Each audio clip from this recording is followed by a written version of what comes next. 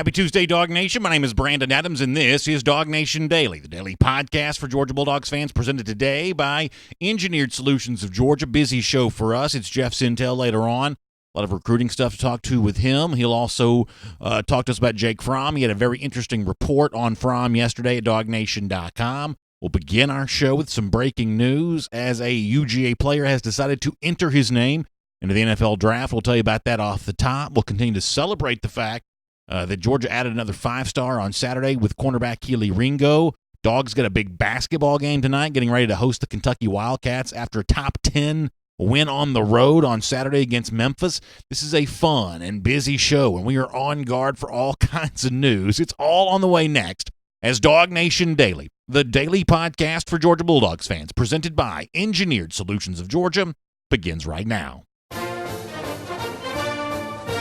Presented by DawgNation.com, this is DawgNation Daily, the daily podcast for Georgia Bulldogs fans. Here's your host, Brandon Adams. I've got a lot I want to do on Georgia quarterback Jake Fromm and what his upcoming decision might be about staying or going when it involves the NFL draft and when we might hear about that. We'll do all of that here coming up in just a little bit. But for those watching mostly on video, radio, podcast, this won't be quite as new to you as it is to us right now. But as we begin the show, we essentially have breaking news as Georgia guard Solomon Kindley has decided to forego his final year at UGA and enter his name into the NFL draft. I'll have more on this coming up in the show a little bit later on, but worth pointing this out off the top right now that Kindley is going into the NFL draft. This is a guy that's been a 3-year starter at Georgia. He redshirted in his first year on campus in 2016, so it would have been a redshirt senior were he to return in 2020. He's decided not to do that. You immediately wonder a couple of things. What does that mean for Georgia at its guard spots? We did see this week that Justin Schaefer, who dealt with a neck injury for a good portion of the 2019 season, he is coming back to Georgia for 2020. He'll be a big part of this competition. He, after all, was in line for some playing time before he got hurt. I'll also say that I thought Warren Erickson did a pretty good job in the Sugar Bowl last week. So I think that Erickson is a part of a competition for Georgia when it comes to a starting guard spot here in the future. I guess it's also worth pointing out that we haven't heard any kind of announcement from the other potential fifth-year senior for Georgia along its offensive line, and that's Ben Cleveland. I don't know that we necessarily will. You don't have to announce that you're coming back, so when it comes to something like this, we may not hear anything from Cleveland one way or another, but we have heard from Kindley, now official. You can read more about this at DawgNation.com. He is on his way to the NFL. He will forego his final year there at the University of Georgia. I'll have a little bit more on this in the show. We'll also ask Jeff Sentell about this when he joins us here coming up in just a few minutes. Speaking of Jeff Sentell, let's let him lead us off when it comes to talking about the topic that we plan to begin with today, and that's the fact that we are still awaiting, and I would say waiting on pins and needles is not too strong of a way to say this, about the future of Georgia quarterback Jake Fromm. Will he stay? Will he go? Is he on his way to the NFL draft? Well, we don't know what the decision from Fromm is going to be, nor are we completely sure when we're going to hear about it, but we did at least learn one interesting tidbit yesterday, Jeff writing at DawgNation.com, that apparently a pretty important meeting took place. Here's what Jeff said on the pages of DawgNation.com yesterday about the current state of Jake Fromm. Jeff writes that DawgNation has learned that Fromm is expected to meet with Georgia coach Kirby Smart today to discuss returning to the team in 2020. That Jeff has been adamant that really that process for Fromm did not begin until after the 2019 season was over with. And one of the things that Jeff makes mention in the story of is one of the things that Fromm would be interested in terms of committing himself to one more year at Georgia, what the offense is going to look like. Jeff strongly insinuating that Fromm would like to see some of these same offensive changes that Georgia fans themselves would like to see. So that's kind of the story there in terms of what Fromm would like if he comes back to Georgia for one more year. The other part of this that I think continues to be kind of interesting is it would almost seem conventional wisdom that Jake Fromm, who may or may not be a first-round pick this year, and at times this season did not put up the kinds of stats that we're used to seeing from Fromm. It almost seemed like conventional wisdom that he would return to Georgia. Hey, leave on a high note, get that team success that I know that he craves, build his reputation for the 2021 draft. It almost just seems like a conventional wisdom type thing that he might do that. And yet you can't ignore, and I know many of you are like me, you're trying to scarf up all the information that's on the internet available on topics like this. You can't ignore that little string, that little thread of the fact that it seems at least reasonably possible that Fromm really will not come back to Georgia for senior season, that he will go on into the NFL draft. I'll give you an example of one piece of evidence that suggests that's a little bit of a possibility. 24/7 Sports hearing from Todd Blackledge, who called the Sugar Bowl, hearing from him on a Sirius XM radio show, and the quote from Blackledge here is pretty interesting. He says, obviously he's an ESPN analyst, so he kind of has some plugged-in relationships. He's in some kind of tight circles when it comes to college football. He says, it's going to be interesting to see what Jake Fromm does. This is Todd Blackledge on the Sirius XM radio show, as quoted by 24/7 Sports. I've heard some rumblings of another potential maybe grad transfer quarterback might be headed that way. That's what Todd Blackledge said on the radio, and obviously we know that Georgia would not be looking at a grad transfer quarterback unless it was at least somewhat open to the possibility, or at least on guard against the possibility, that Jake Fromm might actually leave after his junior season to go to the NFL draft. So it seems like there's a very real choice being made here, and it seems like there is some weight on both sides of why he might stay, or in this particular case, why he might consider now the time to jump to the NFL draft. The Todd Blackledge quote there at least kind of gives a little bit of credence to that. Now, when we've heard from Fromm on this himself, he has not offered much one way or another, including before the Sugar Bowl, over and over again, basically doubling down on the notion that this is not something at the time that he'd spend a lot of time thinking about. Here's an example of that from Jake Fromm. No, that's not something that we've really kind of dug down into yet. Haven't really made a decision, and we'll figure something out afterwards. But right now, I'll focus on the football game. So let me say two things real quick here on this. Thing number one is, I don't think that Jake Fromm should apologize for taking all the time he wants to take on this. And ultimately, I don't think he should apologize for making the decision that's best for him, whether that's to come back to Georgia for one more season or strike now because of some opportunity that he believes exists for him in the NFL. Fromm ultimately should do what he thinks is best for him and his family, and he shouldn't apologize for that. However, parallel to that, I have to admit, I also don't think I should apologize for being somewhat selfish here and hoping that Fromm makes the decision to stay in school. Ultimately, Fromm needs to do what's best for him, but my honest hope here is that Fromm will see that what's best for him is coincidentally also what's best for me and many of the people watching and listening right now, a senior quarterback coming for one more go at this, one more opportunity to really finish with glory in his Georgia career. And the way that the Sugar Bowl last week kind of plays out, I think gives you a window in what that additional success for Fromm might look like. A big return to prominence, a big return to the kind of play that we've come to expect from him in his first 2 years as Georgia starter. I think the Sugar Bowl gives you a little bit of a glimpse of why 2020 might provide that. Before you even get to the notion of, does that now open 10th assistant coach go to someone with a little bit of an offensive prowess, someone who could help upgrade Georgia's offense? Before you even get to that, the whole idea of what's out there with just Jake Fromm and Georgia and its Sugar Bowl performance, I think gives you a real opportunity to see that as a possibility. In fact, after the game last Wednesday, when Fromm was asked about, hey, how did it feel to be out there with George Pickens doing what he was doing, with kind of a nice flow to the offense? How did that feel to kind of be back in a nice rhythm offensively from a statistical standpoint, better than he had really been in a lot of the games leading up to the Sugar Bowl? And Jake gave a nice answer to that. And in listening to Jake talk about this, it's another reminder for me of why it is that I'm hopeful he does indeed return to Georgia for 2020. Let me let you hear Jake Fromm after the Sugar Bowl from Wednesday. I think going into it, I think there was a big focus. I think we had probably the best 2.5 weeks of practice we've had all year. I think guys were committed, guys were focused, and we had a really good plan going in. It was an opportunity for a lot of guys to come out and kind of have their coming out party, and a lot of guys played really well. And I think there was a big common goal, no outside really noise to it, and guys just wanted to come out and play football. And I think we had a really good plan, and we executed on it.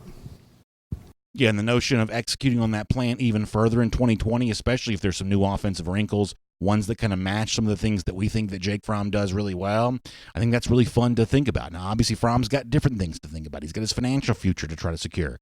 He's got to kind of evaluate with the draft grade he's gotten back from the NFL. And I understand all of that, and ultimately, I wish him well as he goes through this process. I think he should take as much time as he wants to take, at least to the extent that the rules allow for that, and ultimately arrive at the decision that's right for him. However, I'm also pretty clear and pretty decided about what the right decision for me would be, what the right decision for many around DawgNation Daily would be. We'd love to see the senior quarterback come back, especially when you see how a veteran presence at the quarterback position seemingly benefited LSU this year. A returning starter there, a little bit more comfortable in an offense that also added few nice new wrinkles. That seemed to be a pretty good recipe for the Tigers. Similar story for UGA. We'll never know, but it's certainly a possibility. With Jake Fromm returning, for Georgia, seemingly anything would be a possibility.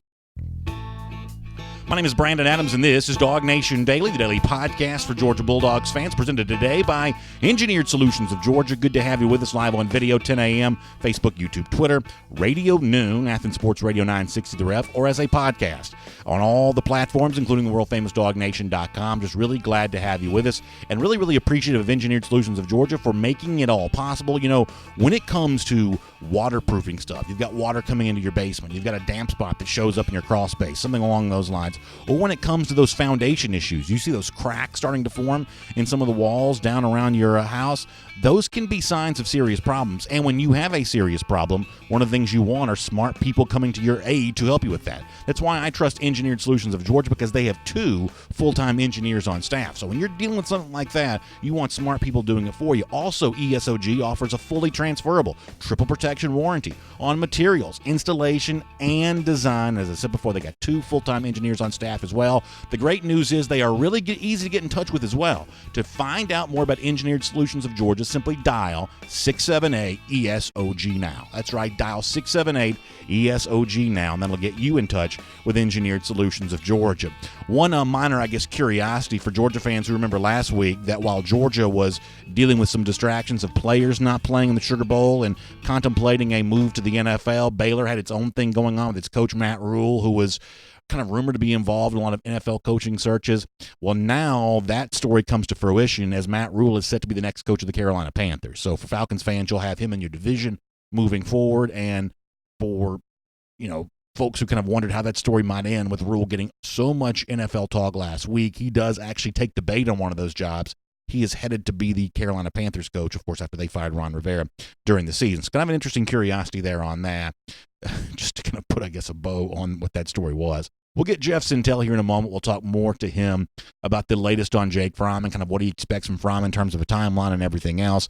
Before that, let's go around the doghouse here for a moment. I'm going to try to squeeze in 2 stories before we get to Jeff Sentell. One of these is prominent and real. One of these is kind of a pipe dream, but it's at least worth considering for a moment. Let me start with Keely Ringo. Big news for Georgia on Saturday to add another 5-star into the mix of the 2020 class. And I would say, arguably, maybe the best single prospect for Georgia in this entire cycle. And I say that with all due respect to Kendall Milton, who's a sensational player, and Kyle Sherman, who's a sensational player. There are a lot of really good players in this 2020 class for Georgia. What Broderick Jones will be once he becomes official to UGA after February. But Keely Ringo, just given the size, about 6'2", given the speed, about 4'3" in the 40. This is a very impressive young man. And it's one of those recruiting processes that a lot of times we say anything can happen in recruiting. In the case of Ringo, it was kind of as expected the entire time. He was sort of thought to be a solid commitment. He maintained that, at least, the thought in our mind is, he maintained that throughout the process, and he ended up signing at Georgia. When Jeff Sentell spoke to him before Ringo made it official during the All-American Bowl on Saturday, one of the things that Jeff asked him last week in San Antonio was, what was it about Georgia? When you're on these visits, along with a lot of other guys, what was it that Georgia did well in your mind? And here's what Keely Ringo told Jeff Sentell about that. How does Georgia do it that's maybe different than maybe other schools? Georgia tends to make it fun and also a process like lets you know when the time's serious and also fun throughout the entire visit. So and also just love it. Also Georgia's a great place and just like any other school as well too. Doesn't that kind of seem like what you would expect Georgia to be good at? Kirby kind of knows the way to kind of have that fun vibe. He seems comfortable in his own skin around young people. So seemingly they get the fun part of this right. They'll slip and slide stuff in the summer and everything else.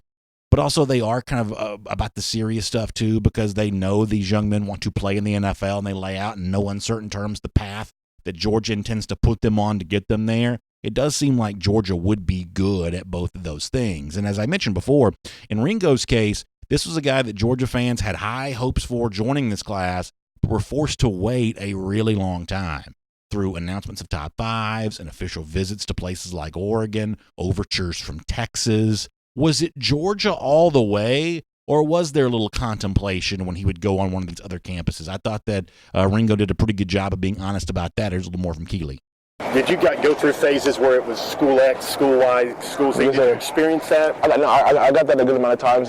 Just going on different visits, man. After you take a visit, kids tend to say, like, that's the school I want to go to, honestly. So, and I definitely felt that throughout my process a little bit. Also, a funny story. You should go check out Jeff's piece at DawgNation.com for more on this. Remember the snake, Brian Gant's snake, that Keely Ringo and his mom were photographed with on Georgia? I guess that led to an NCAA rule change about live animals on visits. This is a pretty funny part of this story, too. You should check that out at DawgNation.com. Speaking of Jeff Sentell, before we speak to him, let me squeeze in one more thing here. And honestly, I don't know what this is about, nor do I know where this is headed, but I do think it's interesting for Georgia, who continues to look to upgrade its wide receiver position and who got so much from a grad transfer wide receiver a year ago in Lawrence Cager.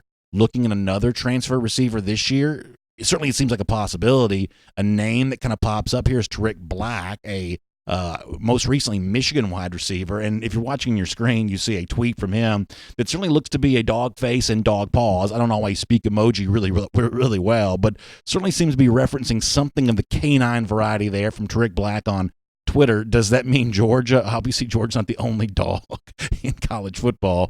For instance, Black is from Connecticut. They are the Huskies, after all. Something tells me that a former four-star receiver from the 2017 class is probably not going to play for UConn. But nonetheless, Tariq Black maybe being a name worth watching as Georgia continues to think about potential transfer receivers. Black, kind of meager statistics, but that's not necessarily indicative of what a guy like that might be able to do in a bigger program with more weapons around him. So file that away. We have no idea where that's going, but tweets like that admittedly will get our attention from time to time. It's DawgNation Daily. It's presented by Engineered Solutions of Georgia. We'll have more on the Solomon Kindley stuff later on, just into us here. But for now, Jake Fromm, everything else going on recruiting. Let's get ready to talk to Jeff Sentell. From Athens and across the SEC or wherever the recruiting trail may lead, here's a DawgNation.com insider. And great stuff from Jeff Sentell yesterday at DawgNation.com on Jake Fromm, his deliberations, what he's going through as he gets ready to tell the world if he's planning on returning to Georgia for senior season or if he is on his way to the NFL. And, Jeff, I planned on beginning our conversation by talking a good bit about that. Let me squeeze in one thing before we get there. Solomon Kindley, as we were coming on the air this morning, does make it official that he is going to forego his final year at UGA. He's going to move on to the NFL. We'll obviously wish him well as he does that. And as I said before you joined us, to me this opens up a door for Justin Schaefer to be a part of a competition for a starting guard spot next season. I think that Warren Erickson really handled himself pretty well by all, at least the best that I could tell, in the Sugar Bowl last week against Baylor. Seems like Erickson did pretty well there, and you've got some young guys coming into battle for this there too. What do you make of the situation for Georgia at left guard and really along both guard spots now that Solomon Kindley is moving on to the NFL? Hey guys, good morning. First of all, I just hope people will look at Solomon Kindley and realize that, man, he's been at Georgia since the 2016 class. Basically started the bulk of 3 years. He got a lot of film out there, got a lot of tape out there. He's fought some injuries. He has, no doubt, other adult responsibilities in his life to take care of. And when a young man like this makes his decision, really the only thing to do is sit there and be thankful, because eventually everybody wants to hear long-term gains for this program. And it's a long-term gain for Georgia, because sooner or later those draft stories will come out, those draft day stories will come out. And then Georgia's history of putting offensive linemen into the league is going to get a little bit greater with Solomon Kindley and what he's going to do in professional football. So I think that's the main thing. As far as Warren Erickson goes, I mean, he was a guy who scouted him in high school, and he was a very good high school tackle. Could have been a very good college guard. Whenever you move a guy in like that, that's when their skill set becomes even more elite at the college level. And it looks like he can do it at guard or center for the Bulldogs. So I think what Warren Erickson showed in the Sugar Bowl was great. It was great tape. And I think maybe, Brandon, this is a moment for opportunity for Georgia with the transition from Matt Luke. I've been hearing on the recruiting trail for a while now that Matt Luke likes maybe a little bit more mobile offensive lineman, a guy that can get out there on the edge a little bit. And Kindley was one of those guys that seemed more like a tank, an earth mover. Not maybe the most nimble guy there for Georgia. So in some ways, Georgia's offensive line is getting a big overhaul with all these NFL decisions. Yeah, no doubt about that. And one of the other things I mentioned before you joined us, too, is we still haven't heard anything official from Ben Cleveland, the other kind of fifth-year guy that could be coming back. There's also a chance we don't hear anything from him. He just, after being ineligible for the Sugar Bowl, doing an academic thing, that he just kind of just shows up and keeps going on through. You don't have to make an announcement that you're coming back, but I guess there's at least a tiny modicum of curiosity about Cleveland's status, just given the fact that he was the other holdover from that 2016 class along this offensive line. Yeah, you could see somebody. I don't see Big Country as the guy that's putting up edits or anything else like that.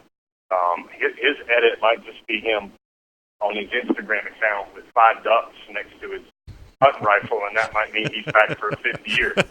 Or somebody spots him at 5, or somebody spots him in a class. The main thing for Ben is, he's going to test amazingly, whether it's a defensive tackle, an offensive lineman, when he finally goes to the NFL Combine, whenever that time may be.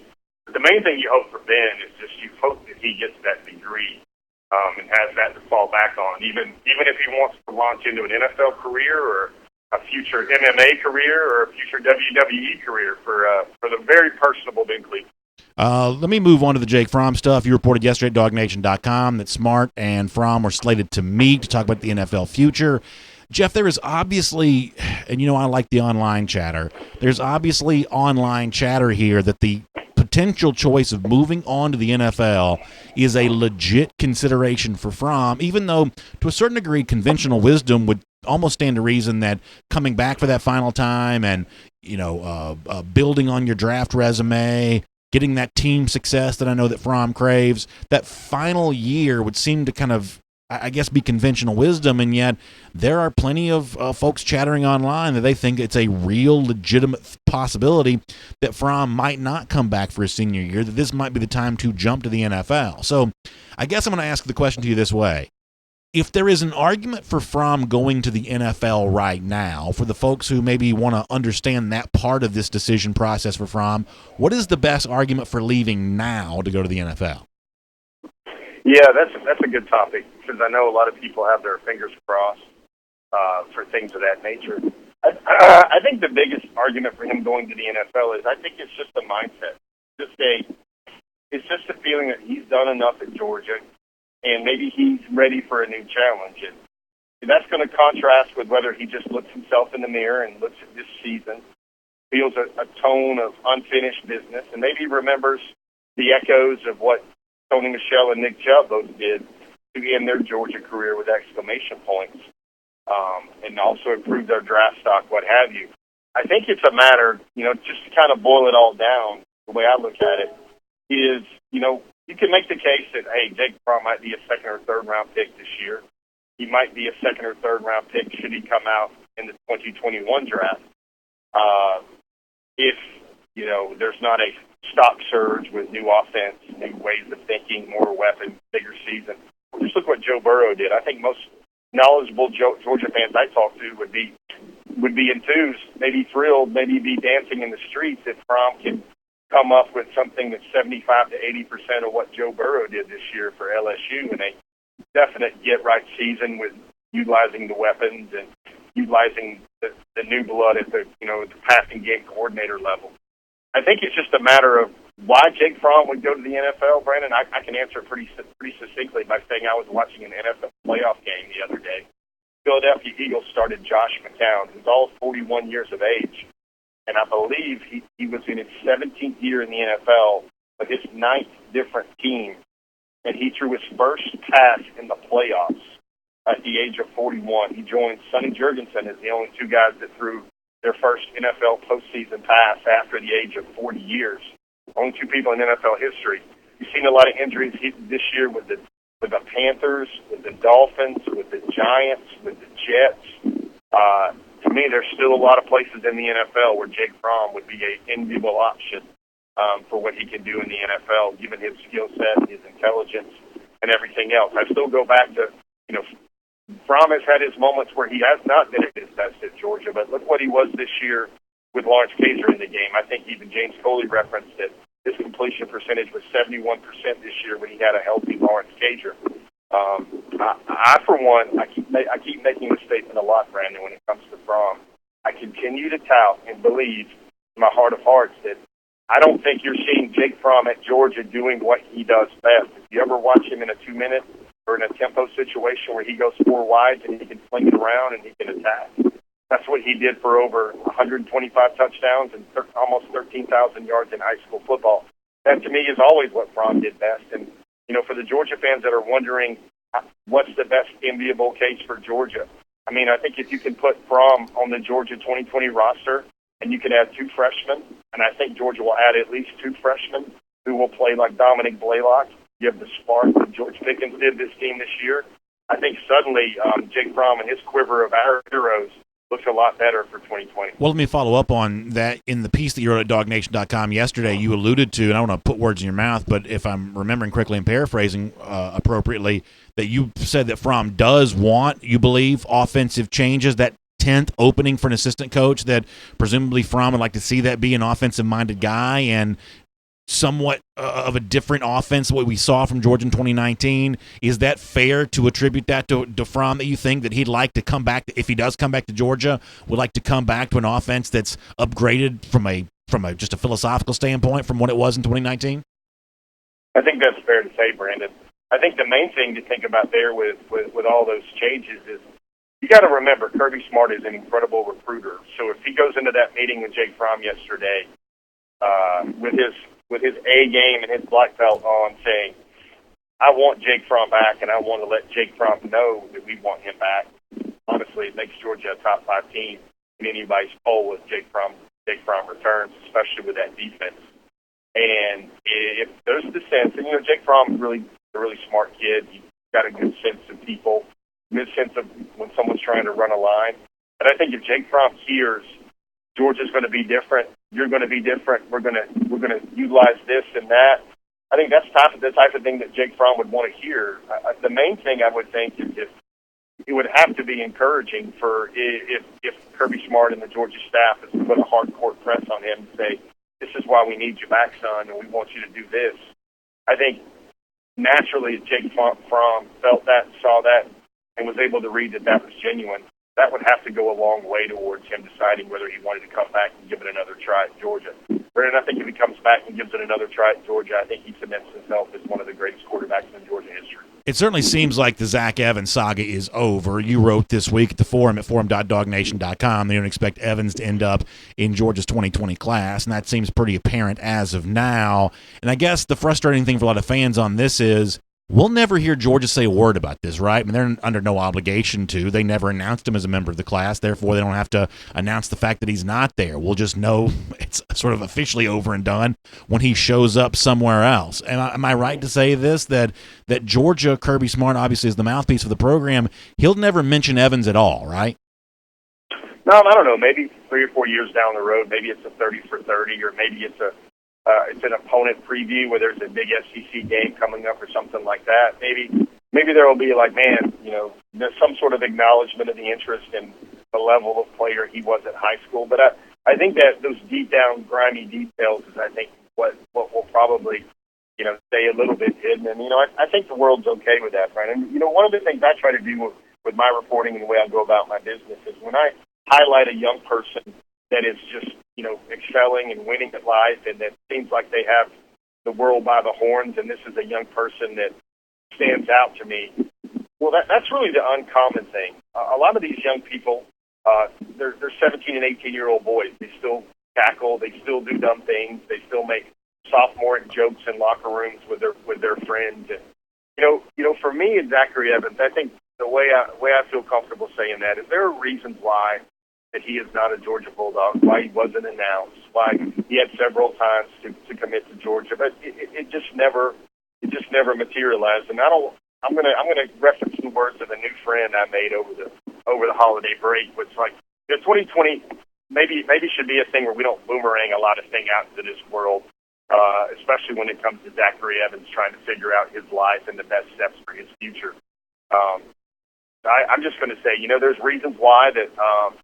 He's not going to be a Georgia Bulldog. Well, I don't feel he's going to be a Georgia Bulldog, and that's not the best fit. I think he acknowledged on national television that he still has some things to figure out. And I certainly hope he figures them out, because if he ever gets dialed in and focused and on a path that maximizes his potential, he's going to be fun to watch. To be completely frank, while obviously it seems like Evan's got some stuff to figure out, I think, to be honest, Jeff, I think Georgia's got some stuff to figure out too, because I'm not going to hold them completely blameless for going this far down the road with someone they ultimately decided they didn't want to take. I'm not telling you that it's the most egregious error of all time, but it is a little bit of an unforced error to get this far down the road with him and ultimately decide at the 11th hour this was not something you felt comfortable with. I think for Georgia there could have been a different way to handle this. Well, yeah, but this is a confluence of things. Number one, you've got Georgia having to be very specific with its scholarship count this year and trying to maximize it. I mean, there were times where I thought that Zach Evans was going to be in the class many times this year, and then suddenly Georgia had reached a stage where they were fine. To me, it seemed like that they were going to be good with just one running back in the class. And you just make these decisions. I mean, I know you can get here at the 11th hour, and I know the thoughts of a Don Chaney, but more especially a Tate Bigsby, a Jahmyr Gibbs. All these thoughts are going through everyone's heads right now. You can't tell me if you have the choice between all these players that a lot of people that know what they're doing in this are not going to pick Zachary Evans a whole lot over all these guys. And there was a point where Zachary Evans, I felt, if you just watch him, you see what he can do. Sure. He is naturally gifted. There's just a point with Evans where it seems like the risk there was just not worth it. Tate Bigsby made some comments that made it clear that he's really going to enjoy playing Georgia when he's at Auburn. Yep. And he has every right to feel that way. But I think we got to stick to the normal things here about Georgia recruiting. And do they want a guy that's going to come in and push the room and challenge the room and bring that room? One of the things I don't think we can talk about on this program enough is that Tate Bigsby, Brandon, is kind of the same player that Kendall Milton and Kenny McIntosh are. I think the thing that made Zach Evans so enticing, besides the fact that he's 6 feet, 200 pounds, can run a 3.83, 3.84 short shuttle, can squat over 600 pounds with basically no form at all. He lifts with linemen. He runs a 4.5. He's got a 38-39 vertical. He's just dripping with everything you want athletically. And I think that was the challenge that Georgia felt, and there was some contrition there that everything was going to work out and everything was going to happen and fall into place, and this wasn't going to be the case. Let me try to squeeze in two things before we're done. Finishing up with Keely Ringo here, his big announcement on Saturday, a huge win for Georgia's 2020 class. Before that, though, a little bit of a pivot towards what's next. Obviously, Georgia's got two big offensive linemen they're holding on to commitments from, hoping to hear some good news on both Cedric Von Pron and Broderick Jones before it's all said and done here. I guess, would you also just kind of give me the rest of the story as we head towards now February and the official end of the 2020 cycle? What is still out there left for Georgia to do? Yeah, gosh, I feel like, I don't know, it feels like we have to end up, and I know viewers and readers and our content audience wants to hear it, but I feel like we have to go check on things with Broderick Jones and Cedric Von Pron Granger all the time, because there's somebody that's casual, has a casual appetite for recruiting, and they want to know the latest. I feel, and I said this ad nauseum in the DawgNation forum, that I feel Cedric Von Pron Granger is certainly a very strong commitment to Georgia. I think that in Orlando, the Under Armour All-American game only strengthened the bonds there. I've learned that he has more family members that are planning to move themselves to Georgia as well. I think the answer he gave at the Under Armour All-American game was very candid and very precise, where he said he doesn't look at football programs. If he was, he would be committed to Alabama or LSU probably right now. What he looks at is his future after football, the economies, the alumni base. Atlanta has a stronger economy, in his own words, than Tuscaloosa or Baton Rouge. There's just a lot of reasons why Cedric Von Pron Granger is still going to be a Bulldog. He still should be considered a very stone-cold choice to choose Georgia. I asked him matter-of-factly at the Under Armour game, I said, Cedric, if your team didn't have this tradition where everybody signs together, I said, would you have signed during the early period, even with what happened with Sam Pittman? and he said that was very likely that he was going to do so. I think Cedric was a silent commitment for some strong part of this class. I think Georgia will very likely hold on to him. I think I said in the forum a couple of days ago, maybe a week ago, that I wonder how that official visit schedule actually fleshes itself out in reality, whether that Auburn gets the last one or Georgia gets the next to last one. I wonder how all that comes together. I would think that would be very much subject to change. We're going to write about on DawgNation today about McKinley Jackson and why Georgia, I don't even know if they have a puncher's chance there for McKinley Jackson. I think the chances there are much stronger for Alex Huntley out of South Carolina. I think those are the names that resonate for me as maybe the best players available. You also have to include DJ Lundy, the linebacker out of Vasile, into that mix. Avante Williams, his name will come up. That young man is so sideways, up and down, back and forth on his recruitment. Or sometimes he says he has no idea what he's going to do, and then other times you catch him and he says that he thinks he will eventually choose Georgia. That's what he told the reporter from the Orlando Sentinel after the Under Armour All-American game. I think also Dejon Edwards out of Falkland County is a name to think about as well in terms of potentially Georgia going back and thinking about a running back for the best player available in this class. You got to remember Georgia's also going to deal with a blue shirt situation with Jared Zirkle, which magnifies that scholarship crunch a little bit, and then also the graduate transfer market as well.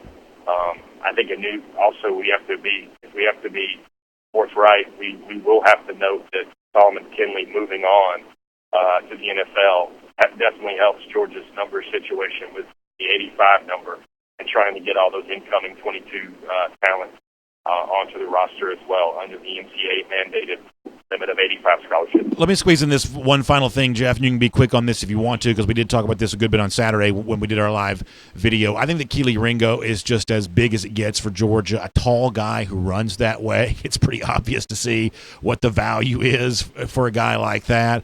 To me, he kind of just has the look of an immediate competitor for playing time, if not an outright immediate contributor, and this is a pretty deep Georgia secondary, but on paper, I don't know that Kirby Smart signed a better guy in the secondary than what I believe that Keely Ringo brings to the table.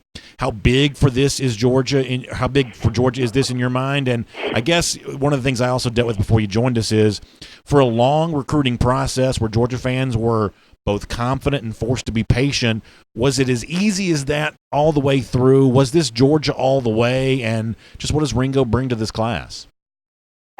Yeah, I got a small soapbox moment here, folks, so bear with me. I think it bothers me a little bit that Ringo was kind of the guy that everybody had pointed to as the guy to get guy, the better get guy. I think he was number one on our hedges list for top targets from wire to wire pretty much, or at least the last 6 or 7 months. And it kind of bothers me a little bit that Ringo makes his decision and he is a bell cow anchor type commitment for this class. And it's almost like, okay, now what's up with Zachary Evans? And Mr. Ringo, first of all, he's not one of those young men that's going to clamor for attention or his moment or whatever. But I didn't like how the intersecting storyline with Zach Evans kind of eclipsed what was going on with Keely Ringo, because Keely Ringo, I don't know if I saw three players better through 9 days of watching All-Americans at the turn of the year. I don't know if I saw 3 players better and that will be a better fit or a better impact for their teams in college football than Keely Ringo will be for Georgia.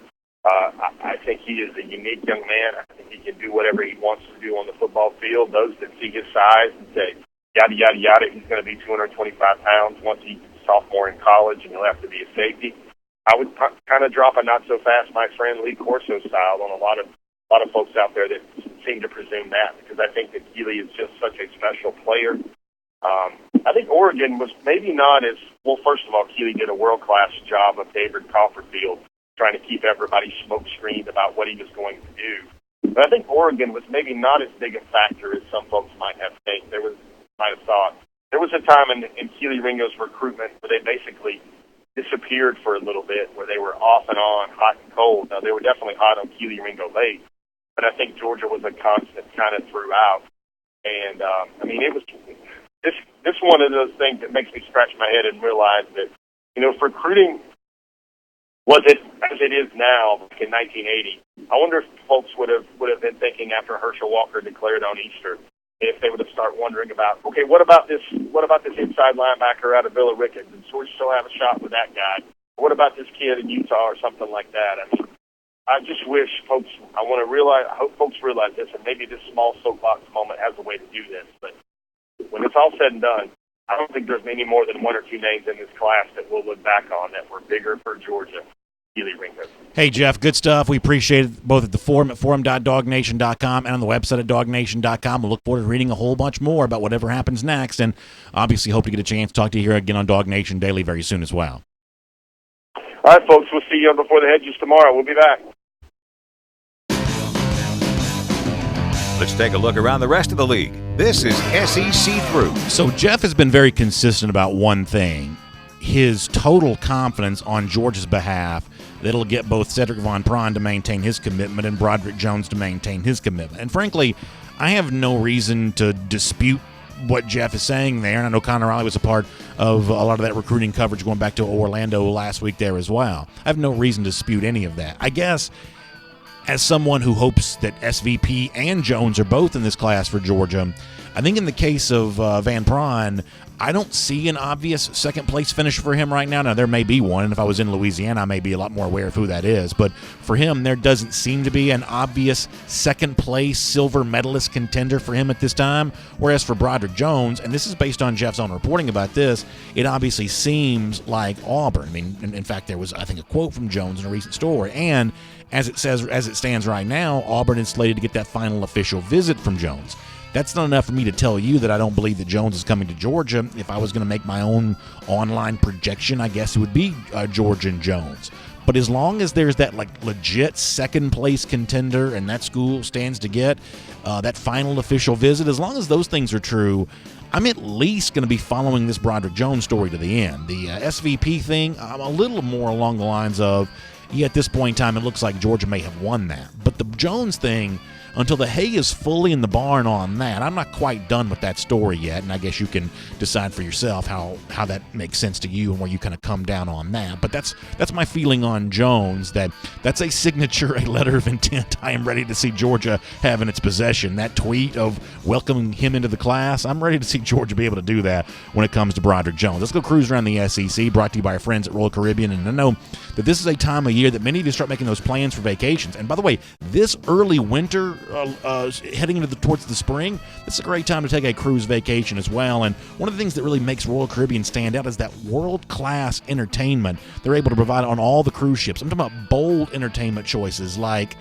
Broadway musicals and the ice skating shows and kind of everything else that kind of goes along with that. The Tony Award-winning Broadway musicals and everything else. Also the nightclub stuff like the Schooner Bar and Spotlight Karaoke. There's Boleros. There's the sports bar on all of these. DawgNation obviously loves that. On the Oasis class ships, you have the Aqua Theater shows there as well.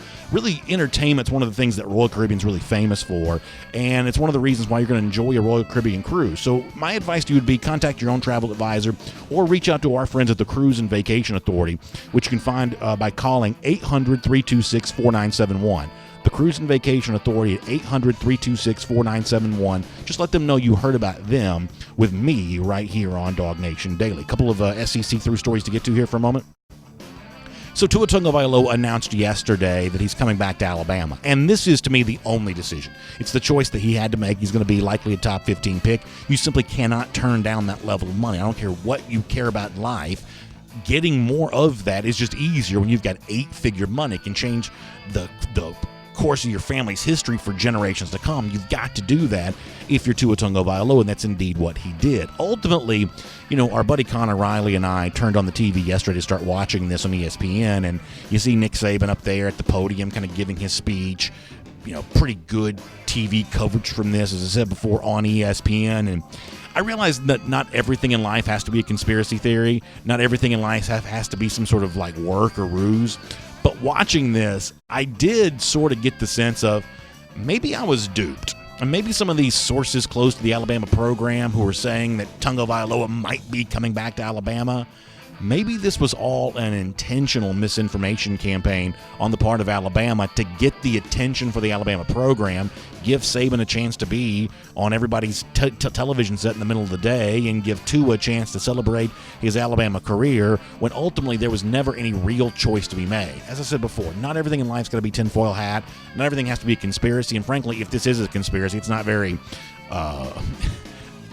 sinister, but you almost wonder if there was an intentional campaign to make you think there was a real choice to be made. Now, you almost wonder, well, if that was true in Tagovailoa's case, is a similar thing at play here with Jake Fromm, that the conventional wisdom's eventually going to play out, and he's going to end up doing what we all sort of thought he would do all along, and we just want to build some suspense and some drama and get some media coverage out of that. You can decide that for yourself, but that it did at least kind of pop into my mind there. Tagovailoa, maybe this was always the plan, but creating some doubt made a lot more of a media show, and obviously there's nothing the media loves more than a little bit of a circus. That's what this kind of became this week in Tuscaloosa. A couple other things here for a moment. The New England Patriots losing in the wild card round of the Tennessee Titans in a weird way may have benefited an SEC team. Obviously, you know that Mississippi State is on the look for a coach, and come to find out, Todd Grantham's got like a giant buyout there at Florida. Billy Napier says he doesn't want the job. He wants to stay at Louisiana, and if you have a chance to be there in Lafayette, why would you not want to stay there, I guess? So now attention's turned to Joe Judge, who is the special teams coordinator, but he's also a Mississippi State grad. Honestly, this sounds like a pretty good hire. It's a guy that spent a lot of time around the SEC, Mississippi State grad, worked with Nick Saban at Tuscaloosa, been with Belichick there for a while. If Joe Judge walked in here right now, I would not have any idea what he looks like. I don't know if he's old or young, tall, short. I couldn't tell you anything about him, but the resume here, all things being equal, is actually pretty good. So this may be the next coach of your Mississippi State Bulldogs. It may be Joe Judge. Maybe not a surprise. They're going in the direction of a guy who has Starkville ties after the outsider status of Joe Moorhead kind of being a bit of a turnoff for a lot of the key boosters there in Starkville. So pay attention to that, I guess, moving forward. Jimmy Hyams, a friend of us here on DawgNation Daily, he's been with us before, connected to the Tennessee program, reported this week that Lane Kiffin reached out to T. Martin about being his offensive coordinator there at Oxford, and T. Martin, according to Hyams, has turned down Lane Kiffin. Doesn't want the promotion, doesn't want to leave Tennessee. He wants to stay at his alma mater. This has a lot of similarities, it would seem, to what was reported last year out of Kentucky about Eddie Gran. This is sort of meant to prove that Tennessee's the place to be and that T. Martin doesn't want to leave even for a promotion. So decide what you want to do with this, but obviously there's a big offseason campaign now, after admittedly a nice close to the season by Jeremy Pruitt and the Vols. Big offseason campaign to kind of sell Tennessee as the place to be, and they're going to try to use this rumor involving T. Martin as an example of that. One person who's apparently not quite so sure Tennessee's the place to be, there was a little bit of online chatter about what would be a red shirt senior quarterback, Jared Garantano, at Tennessee, briefly putting on Instagram, then deleting the fact that he might be considering making a change, not coming back to Knoxville. Obviously, Harrison Bailey is kind of the hotshot freshman on the way in there. That's going to be a pretty big topic one way or another. No matter who all is involved in that quarterback competition, Bailey being really one of the impressive freshmen incoming to the SEC, is there a chance that Tennessee would turn to him as their starting quarterback next season, just given the fact that even though Tennessee played pretty well down the stretch, the overall results at quarterback, I think at times, left a good bit to be desired. So we'll follow that story during the offseason, and for now, make that cruising around the SEC, courtesy of Royal Caribbean. And here on DawgNation Daily, presented by Engineered Solutions of Georgia, I want to turn our attention just briefly to the Georgia basketball team. And what a terrific performance it was on Saturday, going on the road, winning at Memphis. Really a thrilling game and a terrific win for UGA, coming at the perfect time as SEC play is now set to begin. And tonight, huge TV spot for the Dogs hosting Kentucky. It is late, it's 9 p.m., but it's a real chance against the Wildcats. And this week, Georgia basketball coach Tom Crean was asked, hey, how do you transition from that Memphis win to playing Kentucky here on Tuesday? And what Crean says is he wants to use what happened there in Memphis as a springboard for more of what can happen against the Wildcats. Here's what Tom Crean said about that. I don't know if you put it behind you, I think you build on it, right? And that's the biggest thing. You build on what a win like that does for you confidence-wise. You build on what it does for you spirit-wise. And again, we know we're playing an extreme. There's a great burst. They play both ends. Memphis was getting 30, doubt about that. The similarities, there's tremendous athleticism in transition. Kentucky's getting 32% of their points in transition. The difference right now, though, is physicality. Kentucky is a tremendously physically aggressive team. They've shot 100 more free throws than their opponent. Sign of a really good team is when you're making more free throws than your opponent. They're doing that. They just happen to be doing it at 80%, which is we haven't played anybody. We played a team at 79, but we haven't played anybody at 80%. So really, a lot of times with Kentucky, part of their offense, part of the best part of their offense a lot of times is the second shot. Right now it's getting fouled. And they do a great job of driving into you, getting positioning, trying to hit you, trying to get the call. And they do an excellent job of that. They always have. And you've got to be able to deal with that. You've got to be able to keep the ball in front of you. You've got to have verticality. So I can go on and on about the things we got to focus on. But the bottom line is we want to move forward and remember what that feeling felt like, not just winning the game, but most importantly, how we did it, and the toughness that these guys had to have on the road to do that, the perseverance that they had to have to do that, and the belief that they had to have to do that. So listen, I think that's going to be a great game coming up tonight, 9 p.m. Georgia and Kentucky will have some more thoughts on that. But as many of you are kind of getting together, watching that one on TV, don't forget Kroger, a great choice for you as you get your game watching food and beverage together, whether it be basketball tonight, pro football coming up this weekend, whatever else. As you head towards that new year, big savings at the Kroger close to you. So make sure you check out Kroger. Always great friends of us here at DawgNation. And I think that what Crean says about Kentucky is obviously true. You think about free throws being somewhat erratic in college basketball. It is still the most efficient shot in the sport, more so than really anything. Getting that free throw line can be incredibly predictive when it comes to wins. Crean also mentioned the physicality of the Wildcats. One of the things you got to watch for Georgia, not the biggest team in the world. Offensive rebounds were a little bit of a problem against Memphis. You've got to limit those tonight. But what a way for Georgia to get to SEC play started tonight against Kentucky. This one will be worth watching. By the way, Gator Hater Updater, 1,165 days. That's how long it's been since Florida's beaten Georgia. We'll see you tomorrow, DawgNation Daily, presented by Engineered Solutions of Georgia. And on video, time now for our R.S. Andrews Cool Down, where we'll go through some of your comments. We'll do about 10 strong minutes here. Then after that, we got to kind of roll on for today. But about 10 good minutes on Fromm, on anything left over from Evans or anything still out there for Georgia recruiting. We'll let you kind of touch on all of that with us here today and remind you that, it's cold, right? It's cold at night especially. It's not so bad during the day right now, but cold at night. And obviously, when your heat comes on, you want to make sure it works the way that it's supposed to. That's why we trust our friends at R.S. Andrews. Air, heating, plumbing, electric, they're the ones that we trust to do all those things for us here at DawgNation. They can do those same things for you, including that $99 Mega Furnace Safety Check. You can find them online at rsandrews.com for a whole lot more on that. Y'all give me a second to kind of pull up the comments here on both Facebook, YouTube. We've even gotten a nice little rhythm before Christmas where we're doing some Twitter comments. We'll see if we can do some of that kind of stuff there as well.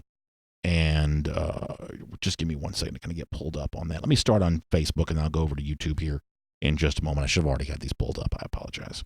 Connor Riley is also here today. He'll join us for a couple of minutes here, too.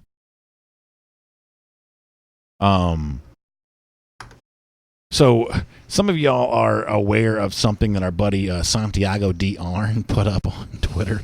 So we used to have a much bigger company than we do now. We're sort of only in the DawgNation business for the most part now. At one point in time, we had,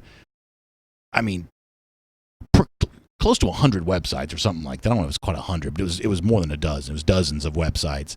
And so they would obviously from time to time have like little video things they wanted to do. They were going to try to do things. And one of the ways that we get sponsorship around here is that we do pretend shows, and we say, hey, to a sponsor, this is what it would look like if you were with us here on DawgNation. For the most part, that's just kind of how we do things. And so when one of these things would need to be done for another one of these websites, well, obviously you want the face of the organization to be the one that does them. So I did, over the course of years, I did hundreds of these. And apparently one of these for the Texas Longhorns has made its way onto the internet somehow. That was never supposed to happen. This is never supposed to happen. This was not, I cannot stress this to you enough. This is not supposed to be on the internet. In fact, I was told that none of this stuff would ever be on the internet. I would literally roll through I'd do Texas, I'd do Michigan, I'd do blah, blah, blah, and blah, blah, blah. I do hundreds of these at a time. And one of those did make its way to the internet, and now I have to allow that to live in infamy from here on out. Yeah, you tell me there's not an Adam Brandon's hosting Longhorn Nation Daily. No. Well, somebody asked me, said, was that your pitch for another job? I was like, no. He has a job. He is committed to this job. Absolutely. Listen, I got nowhere to go. Jacob O'Neill says I got busted. Yeah, I did. See, the one thing is like, for money, I will do virtually anything, and this was obviously what the job required there at the time. Winston Mock says it made his skin crawl. To see me talking about Texas, trust me, it made my skin crawl there as well. Kyle Norton says, when do you think Fromm is going to make an announcement on what he's going to do? I honestly have no idea. People seem to be of the belief that it's about to happen right now, and I guess I don't quite understand why that necessarily would be true. I'm not saying it won't be, but I can honestly say that I have no real sense of when it's going to come. I would put my chips on the side that he returns. That's the one thing I'm willing to make a strong opinion on. But I have no evidence one way or another to say when that announcement is going to take place. Do you have any argument for when it's going to occur? I think it's going to take place at some point this week, today being Tuesday through Friday, largely because today is the first day of classes at UGA for the spring semester, and you would think that he would be enrolled and sort of going to class and getting that started, and Friday is sort of the last day you can enroll in classes to do that. Now, obviously what he can do, and he's probably done, is enroll and then just drop out later if he does need to take that long to make a decision. So I'm going to say this, and I'm not even being funny about this. I guess I just sort of assumed that a big fancy, and I shouldn't say fancy, I mean famous face like Jake Fromm was probably on the Joe Burrow schedule. I'm just assuming he's taking all his classes online anyway. I mean, but you still have to register for those classes. Yeah. I cut you off. Were you about anything else you want to say? No, I had the satisfaction of finishing. Okay, good to know on that. So, yeah, for some reason, everybody seems to think it's about to happen, and I honestly don't know why that is, but I do believe, and I feel more strongly about this than I have before, I'm going all in on Fromm coming back. I really am. I'll be very, very surprised who make. Like I would have told you yesterday that no, I think there's a legitimate possibility that he's considering leaving. Whatever chips I had on that side, even though some of the online chatter is seemingly increasing in that regard, I believe I'm going all in on the return. I don't know if I'm going all in. I think Jeff made some very interesting comments, regarding the staff and sort of where they might be going and the future there. And, I mean, the reality is, and Georgia has to consider this, there are talented graduate transfer quarterbacks out there. Now, I've said time and time again, Georgia's best chance of winning next year is with Jake Fromm at the quarterback, and I still believe that. But, guys like KJ Costello, Jamie Newman in the transfer portal, you couldn't fault Kirby Smart for potentially looking at those guys and saying, hey, maybe these guys can do something that Jake can't. But, again, it bears worth repeating. And I believe you believe this as well. Georgia's best chance at winning a national title next year is with Jake Fromm at the quarterback position. Winston Mock has brought up something that I have talked a little bit about too with some other people, which is how cool would it be if Fromm just came out at halftime of the basketball game tonight and announced that he's coming back? I would be so happy if that happened, not just because Fromm was coming back, but because of the way he announced it. And if you think about it, coaches have used these halftime basketball things all the time. Kirby made a pretty famous speech in 2016 when he first got the job at halftime of a basketball game. I'm not trying to be snarky. I'm just being honest. I think there are going to be too many Kentucky fans tonight to get the reaction you'd want if Fromm did that. And somehow this doesn't feel like a very Jake Fromm thing to do. But if they kind of moved the Frisbee catching dogs out of the way and said, hey, I want to bring up Georgia quarterback Jake Fromm for a moment, like, how great would that drama be? Winston, I think you're 1,000,000% right. The idea that Fromm would take the microphone and kind of just speak from the heart for a second and say, coming back for one more go, like that would be it'd be as good as the Sugar Bowl to me. That would be incredible if he announced it that way. It'd be incredible. I mean, what's the over-under on basketball games Jake Fromm has been to in his Georgia career? I don't know how many Fromm has been to, but there are a lot of football players that do come regularly to basketball games. Our buddy John Stinchcomb said this on Monday that he was always coming. Just don't know if Jake Fromm is a basketball guy. I don't know that he's typically been, but you don't have to be a season ticket holder to come tonight. So, Winston, I'm right there with you. I think this would be incredible. Somehow it's one of those things that's sort of too cool to actually happen, but I'm right there with you on this. Keith Finney also mentions a different name. He says, BA, I know you were high on Tyson Campbell. Do you think there's going to be room for him on this team in 2020? So here's my feeling on this. I think that Campbell, when healthy this year, proved he's definitely good enough to play. I think there's a thing where I just don't think he was ever healthy again. I mean, he didn't even play that much against LSU. I mean, like, he was just not on the field a lot for Georgia, and I don't think it's because they decided they had better options at cornerback. I just think after that Arkansas State game, that turf toe or whatever it was, I just think that just really lingered with him. So do I believe that Campbell is absolutely a major part of this competition in 2020? I do. Now, I think that despite the fact that he got picked on a lot in the Sugar Bowl, I think that DJ Daniel got better over the course of the season. And obviously I've kind of told you that I think that Keely Ringo has the look of a star. Tyreek Stevenson, and by star I mean superstar, not fifth defensive back. Tyreek Stevenson, you're going to find something to do with him. So I don't quite know how the competition's going to play out for Georgia, but I don't expect Tyson Campbell to take a backseat to that competition because he's got a lot of experience. I think he's proven himself to be good. We know he runs really well. He's maybe not quite as fast as Keely Ringo, but he's not slow by any means.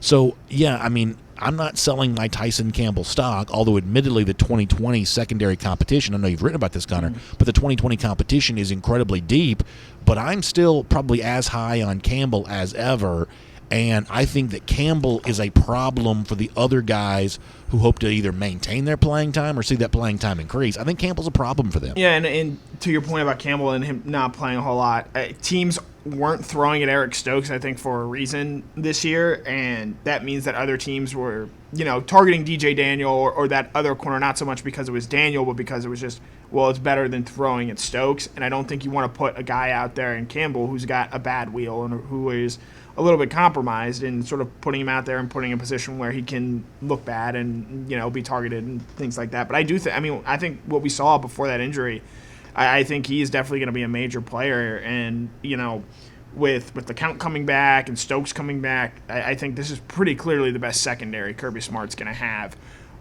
in his time at Georgia, just from an experience standpoint, from an athleticism standpoint, from a depth standpoint. They are very well stocked at sort of every position in the secondary. Jeffrey Carter asked about Monty Rice's status. I guess he's coming back, and I would sort of put him in the category of Ben Cleveland. I'm not sure he makes an announcement. Now, he might, and I guess I kind of hope he does. I'm always in favor of more information than less. But my guess is that he's coming back, if I had to guess, and I just don't really know. I mean, I almost wish now they would just all make announcements, considering there's just so much conjecture one way or another, but I don't know that we ever hear anything official from him one way or another. I don't think so. I believe with his early enrollment status, he just sort of showed up and didn't, make a big announcement that, hey, I'm enrolling earlier, I'm going to be here, I'm going to be at Georgia on this date. Monty marches to the beat of his own drum, and he's a very successful drummer at that. He's a very good linebacker and a piece Georgia, I think, would very much like to have in next year's team. Wait, is he really a drummer, or is that a euphemism? That's a euphemism. Oh, okay. Because if he's really a drummer, that's actually pretty cool. So I wouldn't be shocked if we don't get an announcement from Rice at all, and the next time we see him is at Buttsmere when we're talking to him. Let me say this about Monty, and I had almost the exact same situation happen to me last year's Sugar Bowl as well. I'm not in Athens every single day, so I don't talk to these Georgia players quite as much as some of our other people do, Connor included, who this year was in Athens every time. So I only get to talk to some of these guys some of the time. Last year after the Sugar Bowl, and that was after a loss, I could have talked to J.R. Reed for 2 hours. I just thought he was like the smartest, coolest, most professional sounding guy in the world, and being around him at the end of that Sugar Bowl made me really want him to come back and made me really think, man, Georgia is in really good hands with this leadership. Now, Reed was already a leader during the 2018 season, but me getting a chance to speak to him at the end of the year made me even more aware of what he would mean for Georgia in 2019. I got to tell you, and I mean this, I talked to Monty Rice for several minutes after the Sugar Bowl, and I had almost the exact same experience. I've always believed that Rice was an important player for Georgia. I think he's good at stopping the run. I just think he's the kind of linebacker you're always going to need. But just listening to the way in which that he talked about the other teammates, talked about his own role, kind of talked about the entire thing, Monty Rice coming back for Georgia, I'm not telling you he's going to be a first-team AP All-American. That's not what I'm going to tell you. But I think his return could have a similar value to Georgia as what J.R. Reed had in terms of this is just a really, really sharp dude. Yeah. A really sharp guy. In talking to Monty a couple of times over the course of the year, if you ask him really good questions, he'll give you really thoughtful and good answers. If you ask him a bad question, he'll sort of brush it off and acknowledge that you asked a bad question. And I think that's a refreshing way to sort of go about things. And I'm glad you brought up J.R. Reed, because I do think there are a lot of J.R. Reed-esque vibes from Rice in the sense that, he's not the most athletic guy in the world, and Reed was not either. But there's something about them between the ears, between the eyes, where they are just very solid football players and very fundamentally sound people that you need to have on this team to sort of get people in the right situations and sort of emerge as a leader type when you still have a team as young as Georgia will be next year. Well, let me see what's going on over here on YouTube for a moment. Crow King 123 says the secondary will be fine. Campbell, Stokes, Daniel, Stevenson, Ringo. It's unfair. Yeah, I think it's going to be more than fine. I think it's been a nice thing for Georgia now for a while now against a team like LSU. Anybody's secondary this year is seemingly going to be exploited, but Georgia's going to have so much talent in that scenario next year. I mean, you almost wonder, and I'm a big fan of this guy too. I'm just thinking out loud here for a moment. For a guy like Eric Stokes, who had a cornerback position kind of locked down this season, is he assured of getting as much playing time next year as he got this year? I think so. I think he's special. You may very well be right about that. He may very well be. I just think you've got a lot of guys. You've got to try to find some room for people to play. A lot of that. Dimitri Sullivan says he thinks that Rice needs to go pro. I don't know. I mean, I don't know how much he helps himself by coming back, but I know he helps Georgia come back. So I'll say the same thing about him I said about Fromm. Ultimately, all these guys should make the decision that's best for them, but Georgia could really use a linebacker like that coming back. One thing with Rice, I will say, you saw this when Smart was at Alabama, and they had a sort of continuous flow of senior linebackers who were probably good enough to go as juniors, and I certainly think Rice falls into that category. But by coming back, by sort of being the face of the defense in and of itself, they sort of upped their stock and their potential, and I think that's what Rice coming back next year would do. I think he would be a more well-known name, a sort of more nationally recognized player, and because of that, at the position he plays, where he does at this point everything well. He was in the backfield a few times this year creating havoc. There were a couple times he didn't finish, but the fact that he's back there and disrupting plays, I think, says something from that middle linebacker spot. And so another year in the spotlight, another year as sort of the face of the Georgia defense, I think will help his draft stock raise in his profile as well. Brandon Williams asked an interesting question on YouTube. He says, how would you feel about Kellen Moore as a new addition to the offensive staff? Dallas, and Moore was the offensive coordinator there, undergoing a staff shuffle, so maybe he'll be our Joe Brady. I think Georgia's Joe Brady, if it gets one, is likely to be someone like Joe Brady, who we've never heard from before. Like, once you are offensive coordinator in the NFL, I mean, it's worth pointing out that when Brian Dable took the Alabama OC job, he was not an OC in the NFL. He was like tight ends coach or something like that. I mean, and now he's the offensive coordinator with Buffalo. You don't usually see guys, even departed guys, fired guys, guys you're moving on from. They don't typically, want to take what they view as kind of a move down to go be the same job at the college level unless they can absolutely help it. So if Georgia's 10th guy comes from the NFL, I mean, there's a chance that it could. I think it'll be someone similar to Brady in the fact that it's going to be someone early 30s who's not famous to us, who almost immediately upon getting hired, there's going to be this huge list of like NFL respected either media names or former players or whatever say, let me tell you something about this guy, blah, blah, blah, blah, blah. I mean, John Stinchcomb did a little bit of that with Joe Brady, that he kind of had that reputation after, because Stinch played for the Saints. That to me is what this is going to be like. I think more likely than not, Georgia's offensive savior, to the extent that it has one, is not going to be someone that's like readily famous. To me, maybe. I may be doing a Google search, a Wikipedia search, upon having this person be hired. Kellen Moore may just be a little bit too well known to be that kind of guy. Yeah, to your point, I think once you get to that NFL offensive coordinator spot, unless you really want to be a college guy, and I don't know if Kellen Moore does, I think when you can get to where he got as early as he did, you might want to try that NFL path. So I do think if there's a Joe Brady out there, the average person does not know who he is, what he looks like, or what he even sounds like. Yeah, no doubt about that. Because there are guys like, say, like Gary Kubiak, who aren't currently coaching in a coaching role in the NFL, but I don't even think that's a guy that wants a college job like that. I mean, these are guys who are going to wait around for that next NFL opening because eventually they kind of know they're going to get it. Mike McCarthy's the perfect example of that. What else is going on here? And one other thing on Brady, if you want this quote-unquote offensive savior, and I understand where this might be going, but I'd be pretty surprised if Brady is back at LSU next year. You mean 2021? No, I mean this coming season. You don't think he's going to coach LSU this year? I think he's going to be an NFL offensive coordinator. Wow. That'd be interesting. I mean, there have already been reports out there that if Wink Martindale, the Baltimore defensive coordinator, gets hired now. Wait, is his name really Wink Martindale? He goes by Wink. If he is to get hired, he would hire Brady as his offensive coordinator. So, yeah, you'll pay attention to that. But, I mean, barring a job like that you couldn't say no to, I mean, I think LSU is going to pay whatever it has to. I mean, I think they'll pay him $2 million if they have to. And, Steve Ensminger, obviously he's gone through a lot the last little bit. I don't think you have to move on from Ensminger in the role that he's in to give Brady the money that he needs to stay there. Now, NFL OC, you're probably not turning that down, but I think that LSU has shown a willingness to financially be very aggressive when it comes to keeping the assistant coaches that it wants to keep. Right.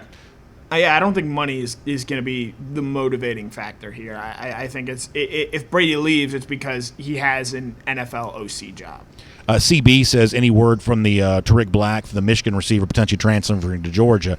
Obviously, all I know about this is he put like the dog stuff on the tweet, and obviously there aren't that many dogs other than Georgia that he might be going to. It just seems like it makes a lot of sense given the fact that Georgia potentially needs a graduate transfer type wide receiver, and he seemingly is interested in making a move there. And I'll say the same thing about Black that I've said about Cager at the time and anybody else. Don't be so quick to assume that a guy that didn't necessarily have the world's greatest stats, his stats weren't terrible, but they're not, all that great. Don't be so quick to assume that guy can't play here. Now, Michigan had some wide receiver talent, and this was a pretty good team all the way around. But, Georgia's got greener pastures just benefit a lot of people. So if a guy like Black were to come to Georgia, I would treat that as a pretty big deal. I'm not going to tell you he's going to have the Lawrence Cager-like impact, but I would certainly treat that as a pretty big deal, and I'd probably look at him to be a favored target for Fromm, maybe even more so than some of these highly regarded freshmen that Georgia's brought in this 2020 recruiting class. Yeah, I mean, this past season at Michigan, 25 catches, 323 yards, only had one touchdown, whereas Cager in his last season in Miami had 6. But those statistical numbers are somewhat comparable to what Cager did in his final season at Miami. And as you mentioned, Nico Collins is a very good player who was on that same Michigan team. Donovan Peoples-Jones was also on that same team. He's declared for the NFL. And I do think that Jake Fromm is a better quarterback than Shea Patterson. Mm-hmm. So I do think Black would sort of benefit in that sense as well. Let me see if I can find one more on Facebook to read here. And one other thing on Black, he's got 2 years of eligibility. Yeah, that's a good point. It's a good point. I did read that. Connor, while I'm looking for another comment, you got anything else you want to say? Jamie Candy? I don't know if I'm pronouncing it. I usually say Kennedy, but I don't know if that's right either. It's worth mentioning with Jalen Kimber, who held up his own and played very well by all accounts at the All-American Bowl in San Antonio this past week.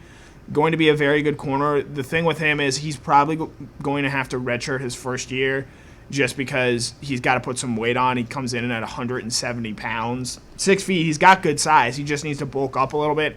He is someone who's already enrolled at Georgia, and sort of I think the year for him would be not this 2020 season, but that 2021 season. I'm sorry, who are you talking about? Jalen Kimber. Okay, yeah. I think that Kimber's going to be an interesting name. Shabazz Ali says, did I just let the cat out of the bag that Fromm's coming back because I said that Fromm would throw the ball to Tariq Black? I mean, I have said that my opinion is that Fromm will return, but that was not meant to be a cryptic letting the cat out of the bag. I'm just giving you my opinion on that. So I guess for now I am operating on the assumption that Fromm is coming back, and we'll kind of wait and see. I did say yesterday that I thought the chance of him leaving was a legitimate one, and I think there's been a real choice made, but ultimately I believe the choice is going to be that he stays, and I think it'll be celebrated as great news by UGA fans, as it should be.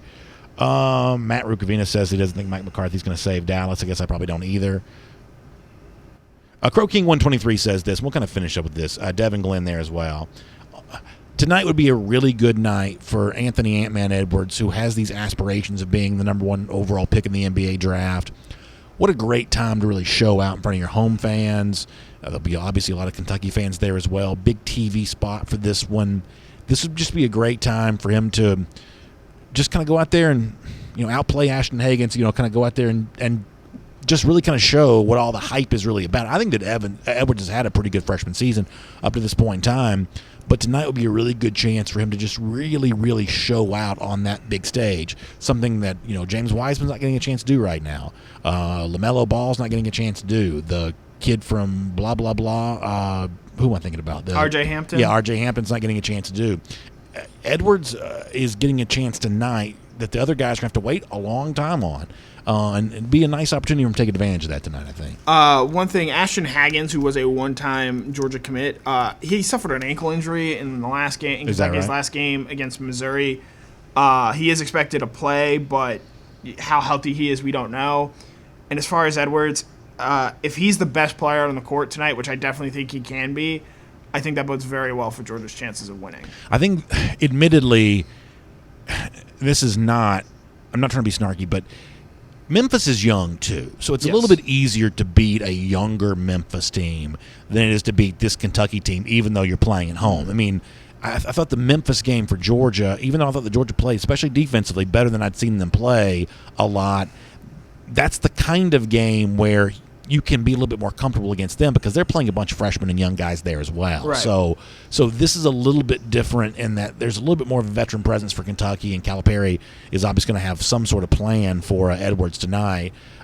So this is a little bit, even though it's not by record and rank, it's not seeming so. This is still a little bit of step up in weight class for me for Georgia. Yeah, while Kentucky traditionally is a team led by freshmen, this is a team that is actually a little bit older, a little bit more seasoned for the Wildcats. I will say this: I am excited about the game. Yeah, I'm excited about the game, and I would love nothing more than to make this Auburn game later on in the week really matter. I'd love that for Georgia. Are you going to stay up and watch the whole game tonight? I will see the entire game. I'll either watch most of it tonight. It depends on how it goes. I may wake up early and finish it tomorrow morning.